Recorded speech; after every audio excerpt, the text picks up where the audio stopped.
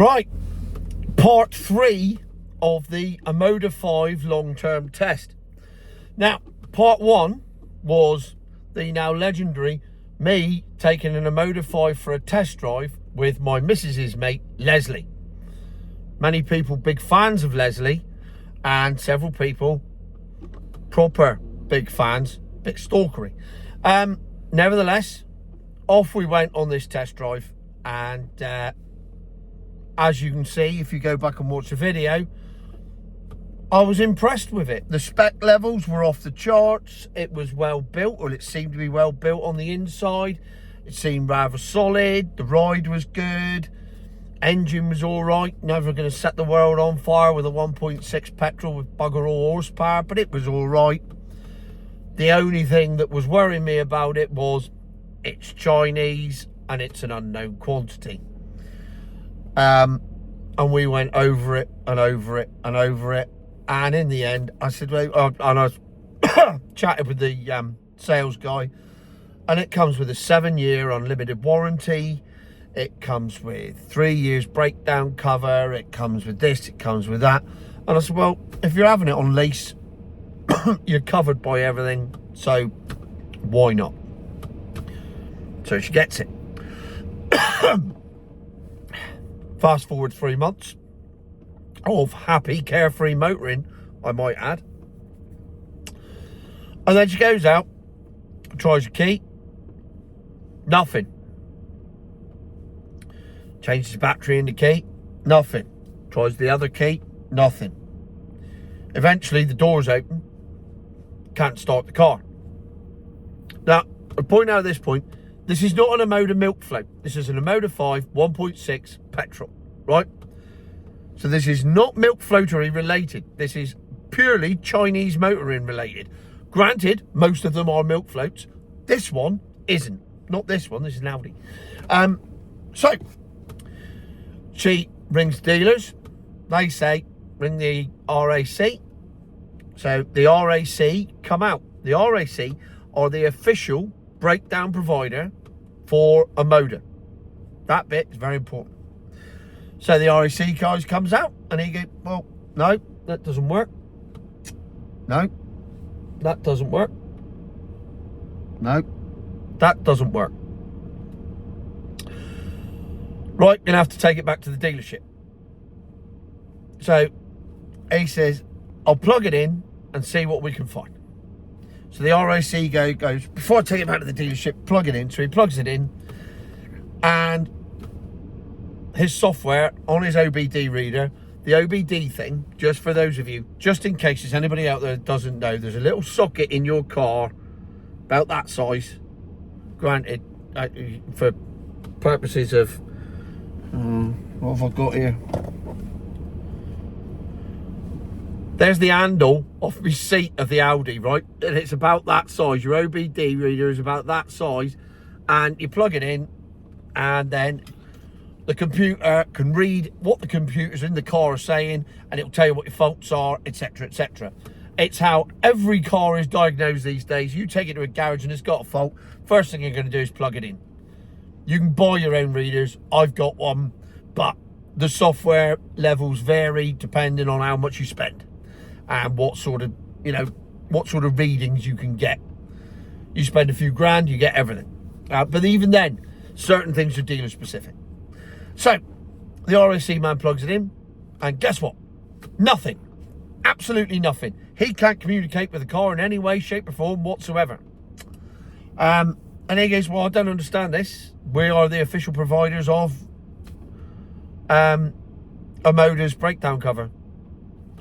Oh, well, I can't talk to the car. I can't tell you anything. It's going to have to go back to the dealers. I'll organise recovery. Now, this was the I think I worked it out, the 21st of December this happened. So Leslie says to me, what do I do? I said, well, the first thing you do is get a courtesy car out of the dealers. I said, because otherwise they're going to take that car away and you'll be left with nothing. And then they'll worry about it after that. I said, you can't have that. I said, tell them you need a car now. So luckily, we managed to get a car sorted, which was just as well, because that car didn't get picked up from Leslie's house until after Christmas. Or was it Christmas Eve? It might have been Christmas Eve. Either way, there's no chance of them having any mechanics on site to look at that before the new year because they're all off for Christmas. So that car's just going to sit there in the dealership waiting, which it did. And then eventually they plugged it in. And do you know what happened? They couldn't talk to the car either. So we are now, what are we, the 14th of January. The dealership have had it for 24 days, 23 days since it broke. And they can't fix it. They have managed to work out what the fault is. It's the body control module, which is fine. Hang on, I said body control module. BCM, yeah, it is, yeah. And that basically talks to your lights, your mirrors, your doors, all that stuff. That's the faulty part. They've managed to diagnose that. They had to order the faulty part from China. The faulty part arrived from China. They've put the faulty part, the new part, on the car. And the problem is, they can't talk to the car. They've tried. They cannot interface. When they plug their stuff in, their Omoda stuff in, it still doesn't talk to the car. So they can't make this new module work because they can't tell the car that it's got a new module because they can't talk to the car. So I did some homework and I went on various Omoda forums and I went on Google and I went on AI and everything else. And what I've discovered is that the Chinese, and this is not limited to Omoda, this is Omoda, JQ, Cherry, and I would suspect the rest, but I don't know, are putting in deliberate security interfaces into their cars so that nobody else can diagnose them but them. And these are being fitted as standard to all Chinese cars. So I come along with my OBD reader, I can plug it into this Audi right now, bing, comes up, get me software up. I paid like £30 or whatever, a subscription for it, and I can do some things. You get a snap-on one for £3,000, you plug it in, you can do virtually everything. And then every maker has got their own software, like Volkswagen, Audi. They've got their own software on top of that. Alfa Romeo have got their own software on top of that. So there's levels, but you can access certain things. You can talk to the car and the car will talk back to you and tell you what's wrong with it. But not with the Chinese ones. They've cut out that altogether. And I know it's not just China, all right? I know other manufacturers do it, but when you've got every Chinese car doing it and they're all brand new cars, so there is no legacy out there. There is no wider dealership. You are literally restricted to the place you bought that car off is the only place you can take it back to. They're the only place that will ever be able to fix your car for you because they've put security protocols in to stop anybody else doing any maintenance on it ever.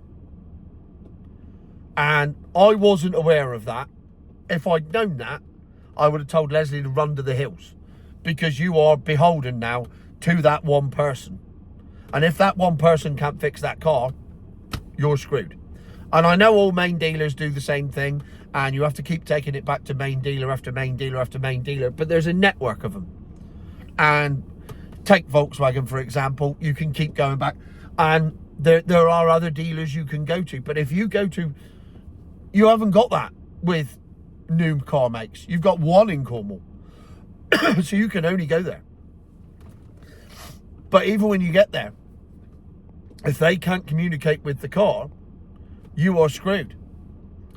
And the problem with Leslie's Omoda 5 is they can't communicate with the car, and she is screwed. Because they've got the part, and they're having conversations with China as to whether China can talk to the car over the internet because they can't. That's how bad it's got. And this was always going to be the gamble when you buy a brand new Chinese car that's completely untested. So I had a look at the forums This is a common problem. This is a common problem across the globe, particularly in Australia. I don't know why it came up as Omoda 5 owners Australia, but it did. Came up in the top 5 on Google. They have a major problem with ECUs that work the key fobs. They keep failing, and so people can't even get in their cars, let alone start them. And they've changed the ECUs, and it doesn't always fix the problem. And then it actually says, when you look at the Google AI, doesn't fix the problem because the security interfaces will stop anybody else from accessing the ECU to be able to make it to talk to the car. Only Omoda can do it, or Omoda, approved people. But the software's that new, much like my, enemy number one, Mr. William Gates, Esquire, who brought out Windows 3, Windows 3.1, Windows 3.11, 3.02, 0222, 222, and so it went on. And he basically just whacked the software out there, let the people that bought it find the bugs in it, and then put it right afterwards. This is the Microsoft model in cars. It's exactly the same thing. Well, yeah, we know it's shit, but we'll let you pay for it. You do all the research for us. You tell us what's wrong with it. We'll fix it, and then we'll charge you for the next version as an upgrade. I mean, it's genius, but it's hardly the greatest customer service in the world. But when you pay off all the other competitors, as he did, it doesn't matter. And now you've got China just not paying off the competitors, just undercutting them by subsidising everything to a massive amount. It's the same thing. Just get it out there and we'll worry about it later. So anyway, the conclusion of the long-term test Omoda 5 is it's still in the garage. It's still there. They can't fix it. They don't know how to fix it. And they're waiting for someone to tell them how to fix it, probably from China, because they cannot talk to the car. And if they can't plug in and talk to the car, that car is pretty much useless. It's a dead duck. It's of no use. A modern car where you can't plug in an OBD reader to it and talk to the ECUs and the OBDs and the BDUs and the BCMs and all the rest of it, if you can't do that, that car's worthless. It's completely useless. You will never get it to run right. To be fair, you could say that for any car from 2000 onwards. That's how cars are made these days.